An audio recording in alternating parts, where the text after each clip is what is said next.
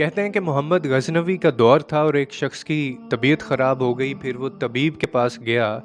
और उसने जाके उसको जब ये बताया तो वो आगे से कहने लगा कि इसकी जो दवाई बनाने के लिए जिन अशिया की ज़रूरत है वो सारी मेरे पास मौजूद हैं, लेकिन सिर्फ़ एक ऐसी चीज़ है जो नहीं है, वो अगर तुम मुझे ला के दे दो तो मैं तुम्हें इसकी दवाई बना दूंगा और तुम ठीक हो जाओगे। अगर तुम शहद मुझे कहीं से दस्तयाब कर दो, मेरे पास ले आओ, तो तुम्हें मैं इसकी दवाई तैयार कर देता हूँ। अब इत्तफाकन हुआ ये कि क्योंकि शहद का मौसम नहीं था, सीज़न नहीं था, लेकिन फिर भी उसने तबीब से एक छोटी सी डिबिया ली और वो डिबिया लेकर निकल पड़ा और एक एक दरवाजे पे जाके उसने दस्तक दी। हर घर में वो गया, हर दर पे वो गया, लेकिन कहीं से भी उसको वो शहद मुयसर ना हुआ। और जब ऐसा हुआ तो काफ़ी मायूस हुआ, क्योंकि शहद का मौसम भी नहीं था और ना वो कहीं से दस्तयाब हो रहा था। आखिरकार वो चलता जा रहा होता है तो बादशाह के महल के अंदर वो पहुंचता है और वहाँ पे दस्तक देता है। वहाँ पे देखता है कि आगे से अयाज आ रहा है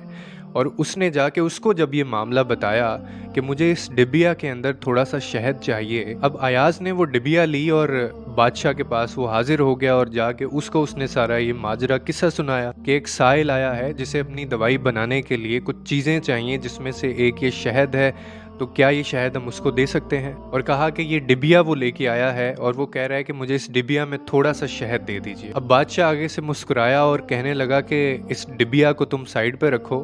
और वो सामने तुम्हें 3 डब्बे शहद के बड़े बड़े नज़र आ रहे हैं, वो तीनों डब्बे तुम उठाओ और उस साइल को दे दो। अब इस बात पे अयाज जो था वो भी बड़ा हैरान हुआ और आगे से कहने लगा कि बादशाह सलामत, उसने तो थोड़ी सी डबिया के अंदर हमसे शहद मांगा है और आप उसको 3 डब्बे बड़े बड़े शहद के दे रहे हैं। तो बादशाह सलामत आगे से मुस्कुराए और कहने लगे कि अयाज,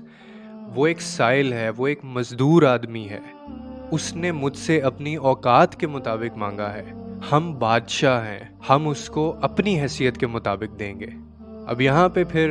मौलाना रूम जो हैं वो फरमाते हैं कि आप जब अल्लाह ताला की ज़ात से कुछ मांग रहे होते हैं ना, तो आप अपनी हैसियत और अपनी औकात और अपनी ज़ात के मुताबिक मांग रहे होते हैं, लेकिन आप ये यकीन रखें कि वो बादशाह है, वो हमेशा अपनी हैसियत के मुताबिक अता करता है और अपनी हैसियत के मुताबिक अता करेगा।